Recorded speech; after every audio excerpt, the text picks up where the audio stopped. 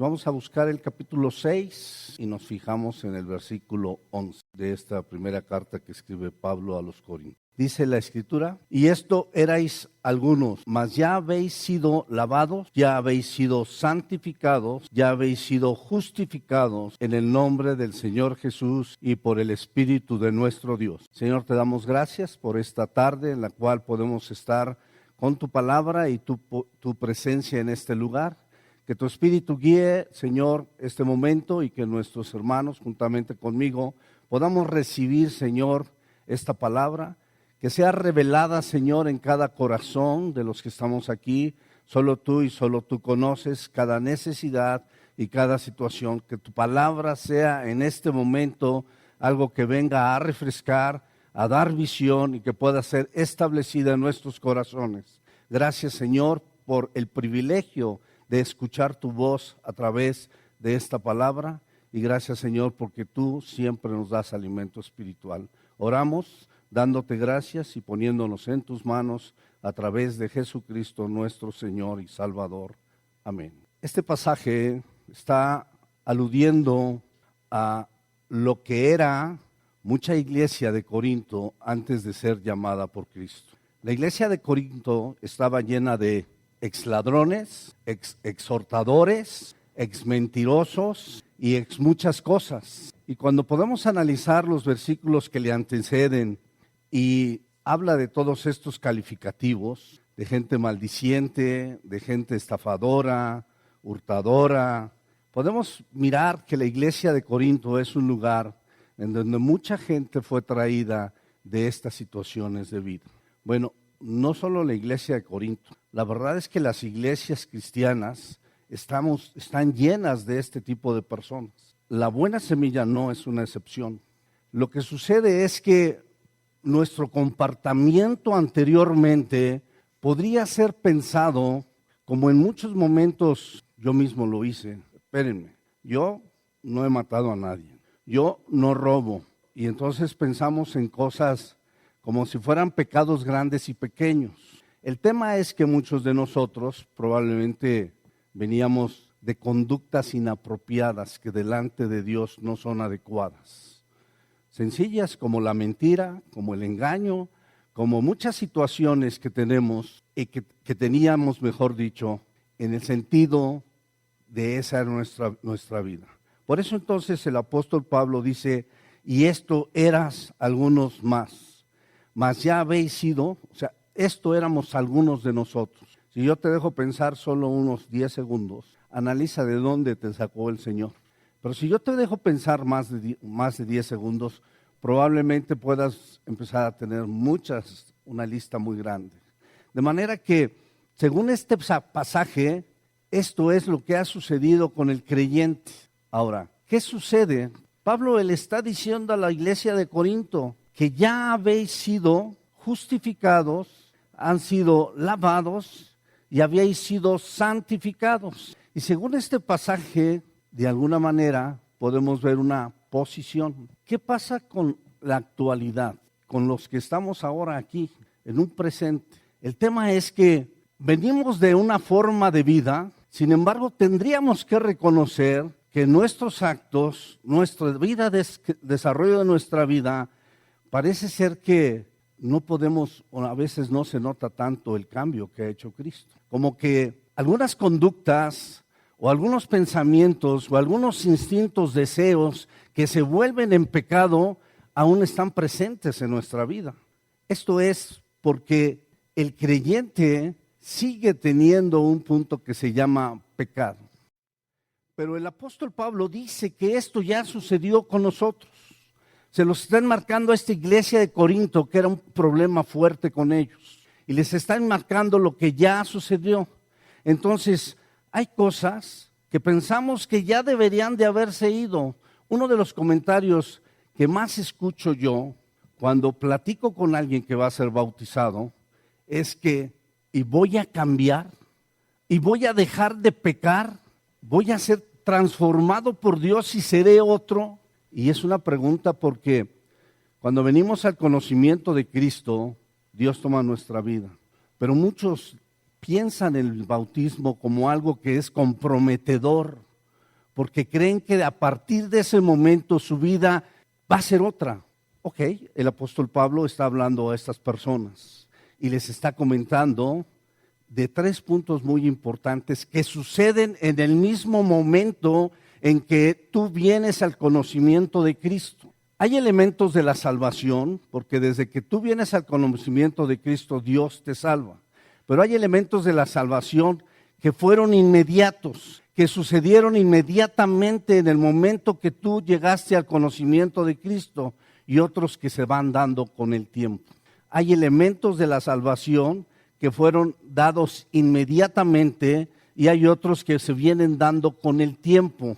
Aquí está hablando de un presente, de una posición completa. Está hablando que ya fuimos lavados, ya habéis sido santificados y ya habéis sido justificados. ¿Qué sucede con estos corintios, con esta buena semilla y con muchas iglesias? Porque no me he parado en una sola iglesia que no tengan el mismo perfil, que fueron traídos del pecado y están desarrollando una vida, aunque todavía hay pecado, pero no hay iglesias perfectas. Y la iglesia somos nosotros, no son los lugares. Prácticamente puedo decirte que la salvación se puede definir como un proceso, en donde hay elementos que fueron dados inmediatamente y hay algunos que se están desarrollando en el creyente. ¿Qué sucede? Dice el apóstol Pablo que fuimos lavados. ¿Qué significa ser lavado? Anteriormente habría que hacer muchos sacrificios y muchos actos para poder ser perdonados de las faltas que se cometían. La Biblia dice que Cristo murió en la cruz por nuestros pecados. Fuiste lavado. Dice la Escritura que la sangre de Cristo nos limpia de todo pecado. Y Jesús derramó su sangre completamente. Dice también en el Apocalipsis, al que nos amó y nos lavó de nuestros pecados con su sangre.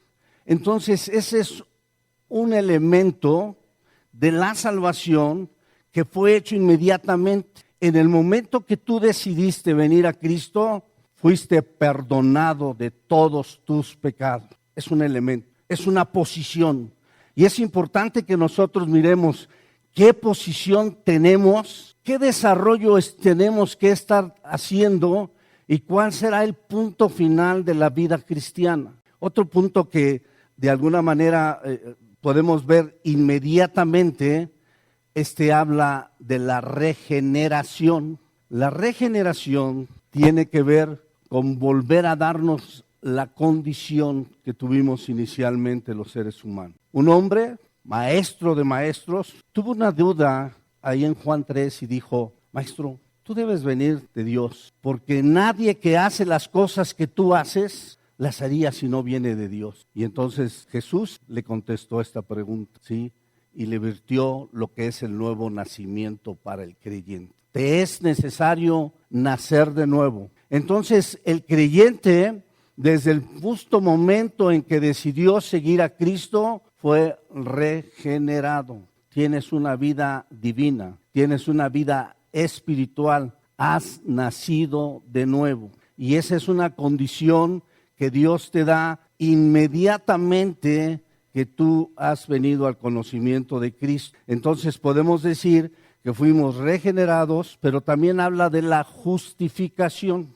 Eso es algo que hizo Dios desde el momento en que nosotros decidimos venir a su conocimiento, decidimos seguirlo. Si podemos ver esto como un juicio, lo vamos a entender mejor. El juez se llama Dios y los enjuiciados somos nosotros. Dice Romanos 3:23, por cuanto todos pecaron y fuimos destituidos de la gloria de Dios. Así que no hay uno solo justo. Cuando tú eres enjuiciado y el juez te está dictando el juicio, hay que pagar una condena. Hay que pagar el castigo de lo que tú hiciste. Jesús pagó el precio. Y lo hemos dicho muchas veces. Jesús te hizo justo delante del Padre por el precio que pagó en la cruz. Entonces, eres justificado. Claro que no con nuestros méritos. Fue algo que Jesús hizo en la cruz para que tú y yo pudiésemos ser justos. Estas posiciones o este punto nos los dio Jesús, Dios mismo, en el momento que decidimos seguirle. Por eso, entonces, viene un punto determinante que tiene que ver con el cristiano. El justo por la fe vivirá.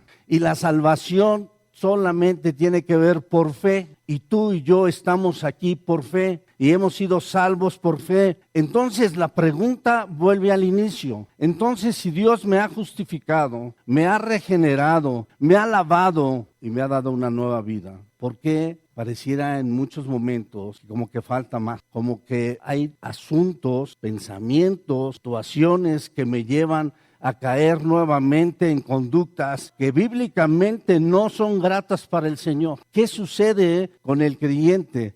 Y entonces tiene que ver con la santificación. La santificación tiene 2 puntos. Fuiste santificado y eres llamado santo por Dios desde el momento que fuiste levantado por Él, pero tu vida está en un proceso de santificación.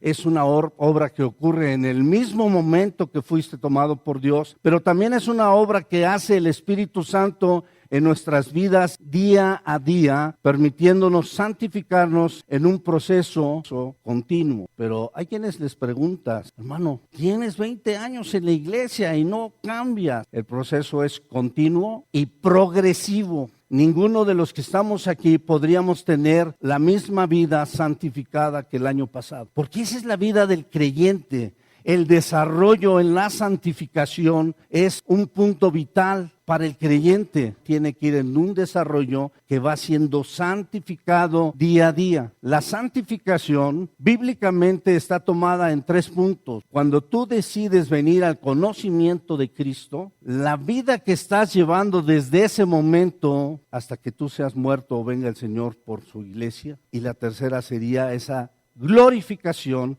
la santificación total cuando Cristo venga y sea arrebatada la iglesia o tú seas levantado y estés en la presencia del Señor. Entonces, podemos mirar que esta santificación tiene un proceso y voy al punto número 1. Nuestra posición como santos. Cuando Dios salva a alguien, cambia su posición total de esta persona. Quiero llevarle a algunas cartas, entre ellas la carta que escribe el apóstol a la iglesia de Éfeso, a los Efesios, capítulo 1, y voy a leer versículo 1 y 2. Dice la Biblia: Pablo, apóstol de Jesucristo, por la voluntad de Dios, a los santos y fieles en Cristo Jesús que están en Éfeso, gracia y paz a vosotros de Dios nuestro Padre y del Señor Jesucristo. ¿A quién se dirige esta carta? ¿A la élite de la iglesia de Éfeso? ¿A los miembros en plena comunión de la iglesia de Éfeso? ¿A los que están ahí continuamente y no faltan cada 8 días a la iglesia de Éfeso? ¿A quién se dirige? A todos, ¿no? A todos. Si alguien mandara una carta a la Buena Semilla, como alguna vez a lo mejor le hizo Nazaret para asuntos de la escuelita,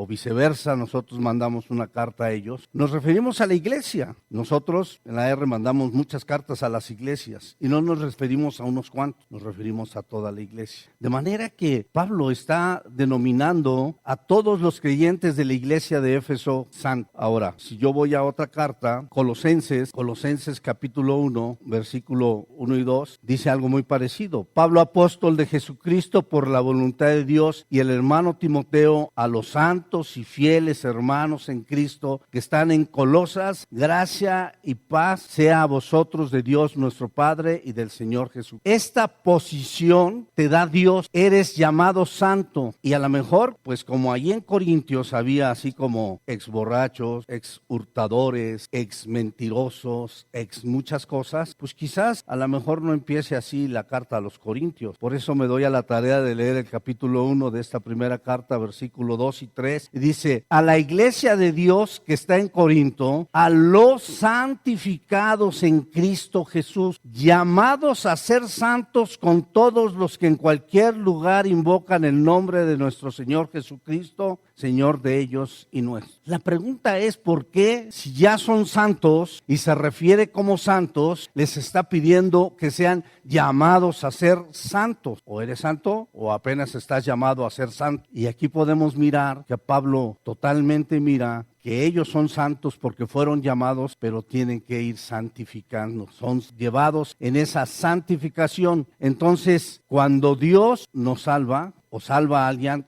cambia la posición de esa persona, ¿sí? Ya no es considerado como pecador. ahora es considerado ¿qué? Santo para Dios. Esa posición es la que te ha dado Dios. Eres considerado santo para Dios. ¿Y qué significa santo? Pues eres considerado apartado para Dios. Con una finalidad, con un propósito divino, pero Dios puso la mira en tu vida y tú has llegado a ser santo porque eres apartado por Dios para un propósito. De manera que nuestra posición como santos somos santos. Todos los que estamos aquí, que hemos decidido caminar con el Señor, tenemos esa posición. Es una posición, así es vista en muchos momentos. Ahora viene el punto 2, nuestra progresión como santos. Fíjese cómo ya no habla de una posición estática, ya habla de un progreso. Esta santificación es progresiva. Y entonces podría yo decirle que aunque el creyente es santo, aún tenemos un problema, el pecado. Y entonces, ¿qué hacer? ¿Cuál es el punto? ¿Cómo me han enseñado a tratar con el pecado? ¿Qué dice la Biblia del pecado que mora en mí? Pero el pecado ya no tiene señorío sobre nosotros. Que tenemos un juez, ¿no? Que Él va a interceder por nosotros. Pero el punto entonces es, ¿qué debe hacer el creyente o cómo caminar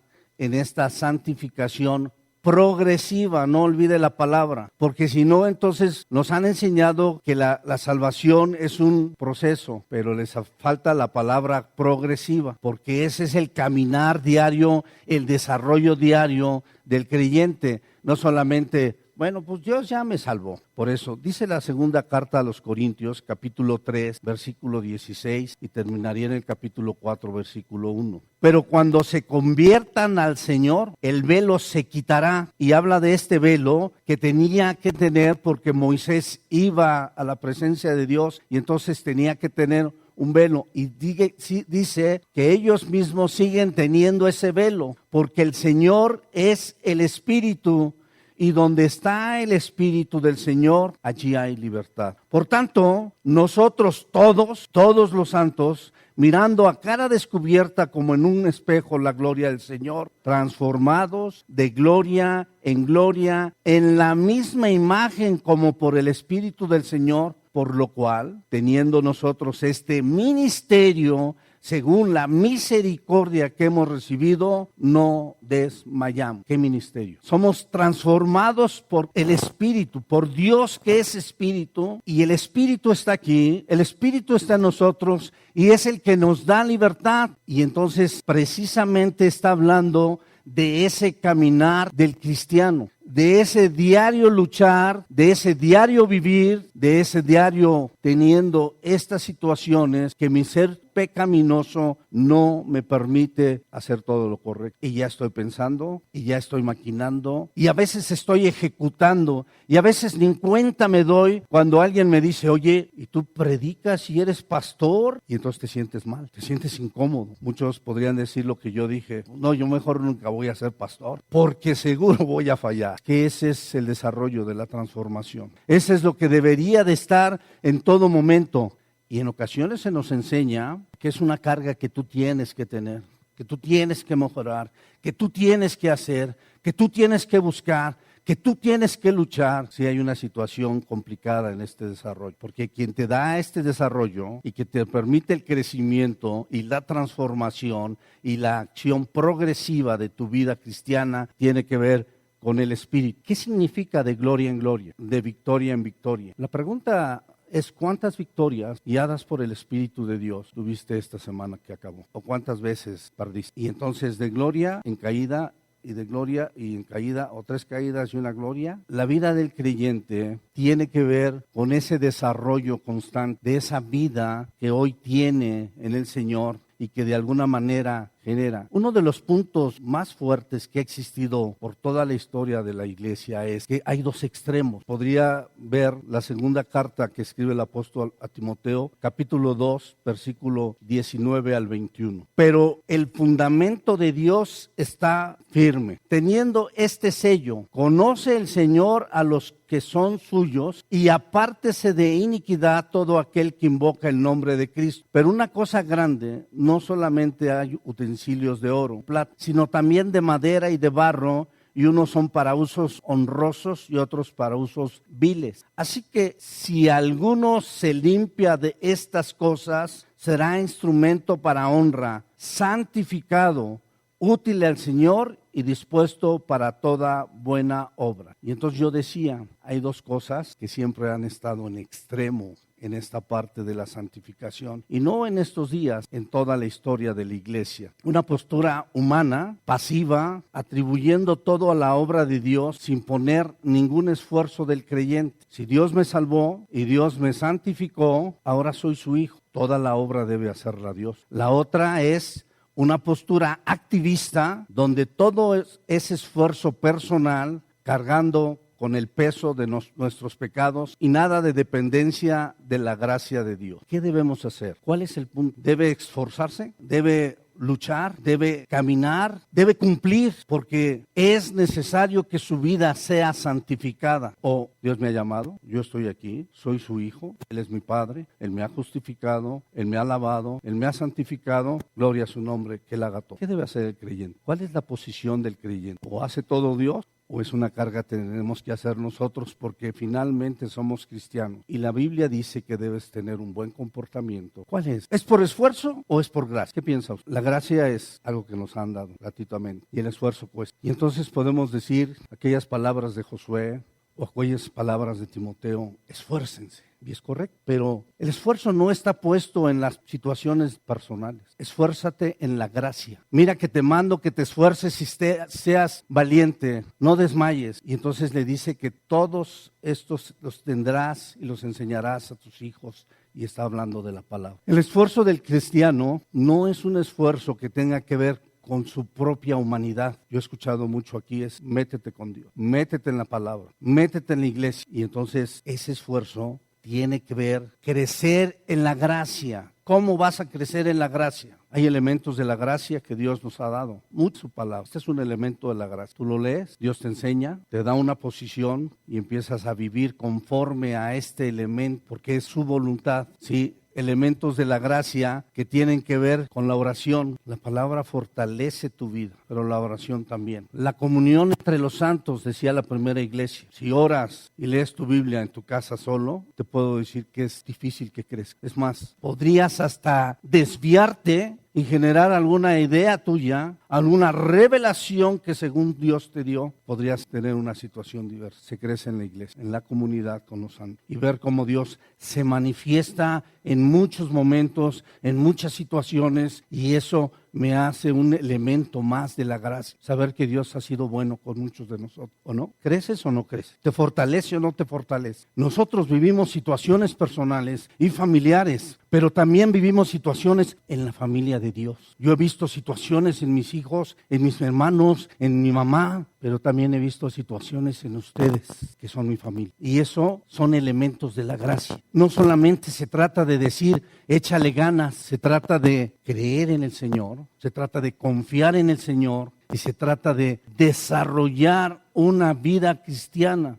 Tengo que desarrollar mi fe para entonces experimentar a Dios y caminar con Dios. Y entonces estos elementos de la gracia se van desarrollando en mi vida. Todo está en tus manos, todo está en tu trabajo, en tu disciplina, en que tú lo puedes hacer, o todo está en las manos de Dios y tú tranquilo, sentadito. Pablo corría una carrera, pero no con sus fuerzas. David tuvo muchas situaciones, pero la Biblia establece perfectamente que y David se fortaleció en el Señor. En muchos salmos podemos encontrar cómo se fortalece en el Señor David. No se fortalece en lo que estoy haciendo yo. Entonces, estos elementos de la gracia también tienen que ver con algo muy importante para el cristiano. El cristiano o el justo por la fe vive, y que tiene que ver con fe, pero tiene que ver con fe y tiene que ver con arrepentimiento, porque entonces yo como creyente puedo ser confrontado por Dios con algo y la pregunta que me tengo que hacer es, ¿le creo a Dios o sigo haciendo lo que estoy haciendo? Tengo un conflicto familiar, tengo un conflicto económico, tengo un conflicto de salud y la Escritura me habla al corazón. Dios me revela su palabra y me hace tomar una posición. La pregunta es, ¿creo en lo que Dios dice para mi vida? Si lo creo, entonces tengo que decirle a Dios, perdóname, no quiero seguir haciendo las mismas tarugadas yo. Quiero depender de ti. ¿Cuesta o no? Mucho, pero ese es el desarrollo del creyente. Y entonces viene la respuesta de Dios y entonces tú dices, qué bueno que le hice caso a Dios. De gloria en gloria. Somos transformados de gloria en gloria. Y eso va edificando tu vida espiritual, no tus habilidades para cómo enfrentar una situación difícil. De eso hay muchos libros, pero no ayudan con tu vida espiritual. El desarrollo del creyente tiene que ver en estos puntos de la gracia, en este caminar. No es asunto de luchar personalmente, es asunto de luchar con la gracia o estar buscando la gracia del Señor. Segunda de Corintios capítulo 7 versículo 1. Así que, amados, puesto que tenemos tales promesas, limpiémonos de toda contaminación de carne y de espíritu, perfeccionando la santidad en el temor de Dios. ¿Temes a Dios? Y hemos enseñado aquí que no es un temor de miedo, ¿no? ¿Temes a Dios? Seguramente tu conducta tiene que ser llevada hacia ese temor. Si tú te juntas o buscas casarte con alguien que no pertenece a la iglesia, al pueblo de Dios, que no es cristiano, pues te estás arriesgando a todo, porque no tiene límite, porque no hay un solo límite, porque esa persona, aunque la veas muy buena, un día puede llegar en un momento de enojo, de cólera y puede hacer cosas increíbles, y eso lo podemos ver en las noticias. Un hijo de Dios que tiene temor de Dios nunca será capaz de hacer algo que no tenga de la mano de Dios. No puedes exceder. ¿Por qué? Porque como muchos decían, nuestros padres nos enseñaron, porque tenemos temor de Dios. El temor de Dios siempre está presente en el creyente. Pero si no tienes temor de Dios y si para ti Dios es lo mismo, o bueno, voy a la iglesia, pero ¿qué importa? Entonces no sé qué estés haciendo con tu vida cristiana. No hay un desarrollo y entonces no puede ser una santidad progresiva, continua. El temor de Dios es muy importante. Filipenses capítulo 2, versículos 12 y 13. Por tanto, amados míos, como siempre habéis obedecido, no como en mi presencia solamente, sino mucho más ahora en mi ausencia, ocupaos en vuestra salvación con temor y temblor. No tiene que ver con la salvación que te dieron en el justo momento en el que tú decidiste seguir a Cristo. Tiene que ver con el desarrollo de tu santificación que hace día a día el Espíritu de Dios. Ahí sí tienes que cuidar con temor y temblor el buscar los elementos de la gracia para que tú puedas desarrollar una vida cristiana. Y entonces dice versículo 13, porque Dios es el que en vosotros produce así el querer como el hacer por su buena voluntad. Entonces, ¿qué te está diciendo este pasaje? Pues tú, Señor, tú que lo haces todo, pero si no te fortaleces en la gracia, pero si no desarrollas una vida espiritual, ¿cómo puede producir Dios en tu vida el querer y el hacer? Por eso decía yo, no tiene que ver con cuántas le echas ganas para hacerlo tú, tiene que ver con cuántas ganas le echas para meterte en la Escritura, para meterte en la oración, para meterte en los elementos de la gracia y venir a la iglesia y no dejar de congregarte y entonces buscar la santificación en el ayuno y en muchos elementos de la gracia que son necesarios. Si no oras, si no vienes a la iglesia, si no lees la Escritura, sí, puedes venir, puedes seguir siendo el mismo hermano. Wow, me gusta ir a la iglesia porque los saludos son muy cuates, pero es un club, nunca crecerá. No desarrollarás tu santificación y no podrás caminar. Y harás como el pueblo de Israel, darás vuelta 40 años y es probable que no puedas deleitarte en las promesas de Dios. La verdad, hermano, es que la vida cristiana es una vida de pasión, es una vida maravillosa, es una vida de ver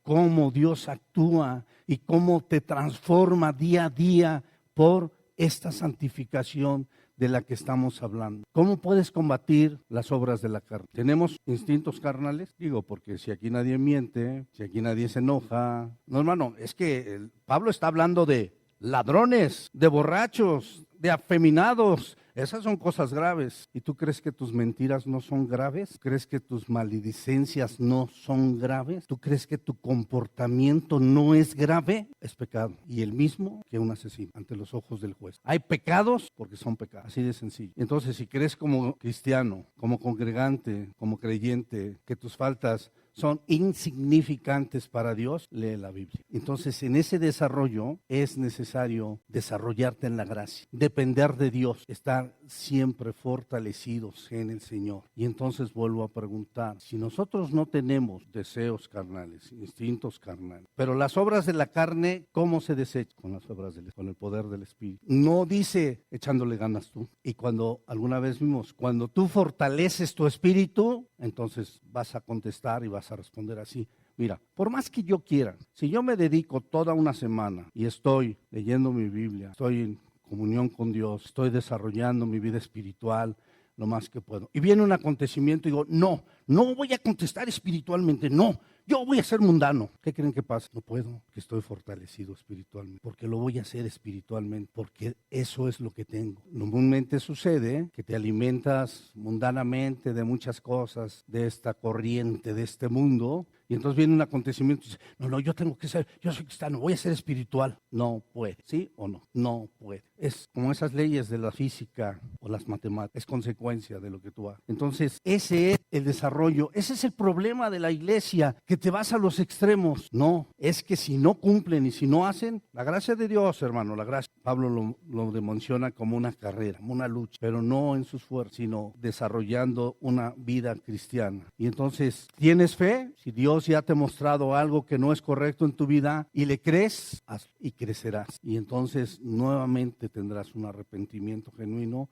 y estarás creciendo. Y finalmente, cuando nuestra perfección como santos, sí, será el momento de la glorificación. Filipenses 1, 3 al 6. Doy gracias a mi Dios siempre que me acuerdo de vosotros, siempre en todas mis oraciones, rogando con gozo por todos vosotros, por vuestra comunión en el Evangelio desde el primer día hasta ahora, estando persuadido de esto, que el que comenzó en vosotros la buena obra, la perfeccionará hasta el día de Jesucristo. O sea, no sé cuántos años vas a vivir, pero si vas a vivir 80 años, son 80 años de desarrollar tu vida cristiana. Desde este momento y a los que te falten, no es para venir a un lugar y calentar el asiento, no es para que me den un título de cristiano, no es para que ya soy cristiano y ahí me la llevo. La vida del creyente es una vida de suma acción y suma experimentación del poder de Dios. Solamente así vas a crecer. Y esta es la obra más importante que tiene el Espíritu Santo, la santificación del creyente. El que comenzó la buena obra, ese la perfeccionará, no tú con échale ganas. Él la perfeccionará con tu desarrollo, con lo que tú hagas creciendo en la gracia. Apocalipsis capítulo 21, versículo 1 al 6. Vi un cielo nuevo y una tierra nueva, porque el primer cielo y la primera tierra pasaron y el mar ya no existía más. Y yo, Juan, vi la santa ciudad, la nueva Jerusalén, descender desde el cielo de Dios, dispuesta como una esposa ataviada para su marido. Y oí una gran voz del cielo que decía, he aquí el tabernáculo de Dios con los hombres, y la morará con ellos, y ellos serán su pueblo. Y Dios mismo estará con ellos como su Dios. Enjugará Dios toda lágrima de los ojos de ellos, y ya no habrá muerte, ni habrá más llanto, ni clamor, ni dolor, porque las primeras cosas pasaron. Y el que está sentado en el trono dijo, he aquí yo hago nuevas todas las cosas. Y me dijo, escribe, porque estas palabras son fieles y verdaderas. Y me dijo, hecho está, yo soy el alfa y la omega, el principio y el fin. A quien tuviere sed, yo le daré gratuitamente de la fuente del agua de la vida.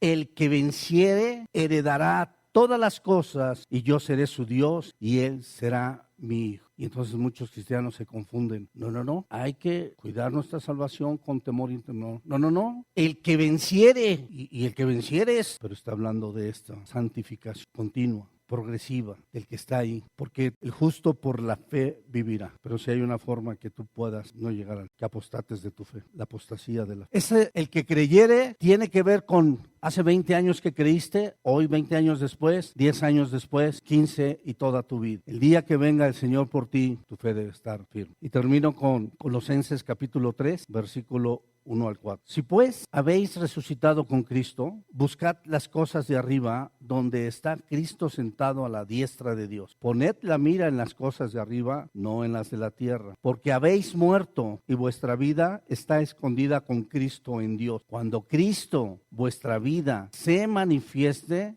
entonces vosotros también seréis manifestados en gloria. Y entonces es el tercer punto. Nuestra perfección, en ese momento estaremos siendo perfectos. Esta es la etapa final que se conoce como glorificación, y en esta etapa final el creyente alcanzará la perfección moral, espiritual y corporal. Entonces hay muchas situaciones que pueden ser para la vida cristiana, pero realmente el cristiano tiene que tener un desarrollo en la santificación constante. La santificación del creyente es un punto elemental en conocimiento. Las malas doctrinas respecto a la santidad afectan la verdadera santificación del cristiano. A veces te enseñan que es con tus fuerzas. No hagas nada, todo lo va a hacer Dios. Crees en la gracia, desarrolla tu vida cristiana, y entonces a lo mejor ya ni vas a llamar o vas a pedir un consejo, vas a saber qué hacer y vas a tener una firmeza, no solamente una posición como cristiano, como santo, sino con una santificación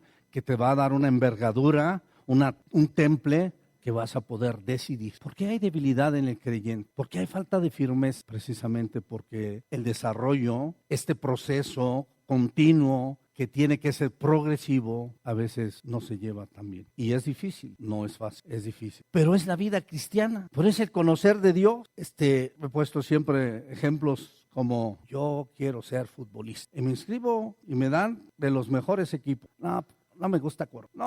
El ejercicio no es muy fuerte. Entonces, eso de entrenar tampoco. Y párate temprano y luego abstente de ciertos alimentos para... No. Yo voy a ser futbolista, pero a mi manera. Así somos los cristianos. Así, exactamente. Entonces, si no desarrollas una vida cristiana, no sé qué tipo de futbolista quieras ser. Digo, porque muchos aquí conocen de fútbol, ¿no? Saben lo que tiene que ser para llegar a ser un músico, ¿no? Alguna vez dije, yo quiero ser pianista, pero no quiero pagar ningún precio. Solamente quiero así como que Dios venga y me diga, eres pianista, de los mejores. Así digo, como cristiano. Señor, ven, hazme de los mejores cristianos. No es varita mágica, es un desarrollo, es un proceso, es una vida. Por eso te llamas cristiano, porque decidiste seguir a Cristo, decidiste seguir sus mandatos, decidiste seguir su vida, y no es como piensas a veces. Así que oremos a Dios para que nos permita desarrollar la santificación debidamente. Señor, te damos gracias por tu palabra. Gracias, Señor, por lo que ya has hecho en nuestra vida. Grande eres tú, Señor, porque puedo saber que he sido perdonado, que he sido lavado, Señor, que tú me has dado una nueva vida y he sido regenerado. Maravilloso Padre, porque tú me has justificado. Dios me ve como justo, como santo delante. Y no son mis méritos, Cristo. No es lo que yo hice, no es lo que merezco, es lo que tú hiciste, Señor. Pero yo sé que no se acaba ahí. Yo sé que tú tienes grandes cosas para nuestras vidas. Permite, Señor, que podamos entender que esta vida del cristiano es un desarrollo que tiene que ser día a día, caminar, esforzarme, vivir, Señor, de esta gracia que tú has dado, Padre, en diferentes formas. Hazme, Señor, disciplinado en estos elementos como la oración y la lectura de la palabra. Que tu Espíritu Santo pueda darme visión, Señor, en cada momento de a dónde quieres llevarme, Señor. Permite que sea confrontado por tu palabra. Que sea, Señor, cada que yo leo tu palabra, que me hable al corazón, que me inquiete, que me moleste, y que yo pueda creer en ti, Señor, y pueda alinear mi vida, Señor, a lo que tú, Padre, quieres hacer en mí y en esta iglesia, en cada uno de mis hermanos. Permítanos, Señor, que este proceso de la santificación realmente sea progresivo en cada uno de nosotros. Y permítenos, Señor, caminar siempre, Señor, de tu mano, en todo momento, que esa escritura se haga realidad, esa transformación de gloria en gloria sea en nuestra vida, Señor. Y sé, Padre, seguro estoy que un día nos glorificarás. Cuánta bondad, Señor, hay en tu vida, cuánta bondad hay en tus pensamientos, cuánta bondad hay en tus actos, mi Dios, por lo menos hacer un poco recíprocos de todo lo bueno que tú has hecho en nuestra vida. Gracias especialmente te doy por la buena semilla, por cada hermano y cada hermana que está aquí, Señor. Tu palabra es tu palabra, y yo sé que tú puedes hablar a sus corazones. Que no sean, Señor, palabras de humano, presiones, Señor, de que ellos sientan, sino más bien que sea un deleite, Padre, en cada uno de ellos conocerte, caminar más, desarrollarse más, experimentarte más, Señor. Y gracias, Señor, porque yo sé que tu Espíritu está entre nosotros, y donde está tu Espíritu hay libertad, pero también hay transformación. También hay transformación. Gracias te doy en esta tarde por tu palabra, y gracias, Padre, por tu bondad. A través de Jesucristo, Señor, pongo la vida de mis hermanos en tus manos, mi Dios.